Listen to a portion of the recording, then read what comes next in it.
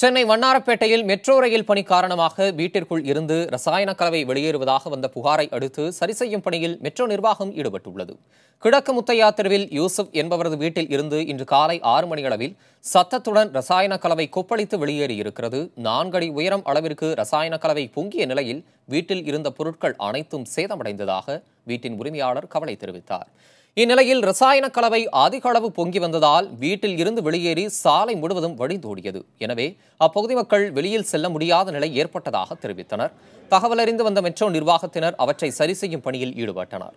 கடந்த வாரத்தில் மெட்ரோ பணி காரணமாக இதுபோன்று ரசாயன கலவை வெளியேறியது குறிப்பிடத்தக்கது.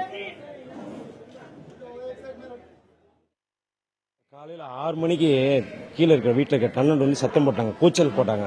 கீழேருந்து ஏதோ பொங்கி வருது, என்ன இது பாருங்கன்னு கீழே இறங்கி ஓடி வந்து பார்த்தோம்னாக்கும் இந்த ரசாயன கழிவு அந்த சிமெண்ட் பேஸ்ட் வந்து மேலே பொங்கி வந்து அவளுக்கு 4 அடி வரைக்கும் ஃபுல்லாக வந்துடுச்சு. உடனே இமீடியட்டாக ஃபோன் பண்ணோம்.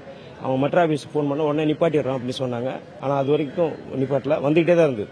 ஃபுல்லாக வந்து வீட்டில் இருக்க கீழே இருக்கிறவங்க வந்து அவங்க வீடு எல்லாமே உள்ளே இருக்கிற எல்லா திங்ஸுமே காலி ஆயிடுச்சு. எல்லாமே வீணா போச்சு. எதுவுமே இது இல்லை. அது இன்னும் வந்துக்கிட்டு தான் இருக்குது. அவங்கன்னா வந்து மெட்ரோ ஆஃபீஸர் வந்து 10 மணிக்கு தான் வந்தாங்க.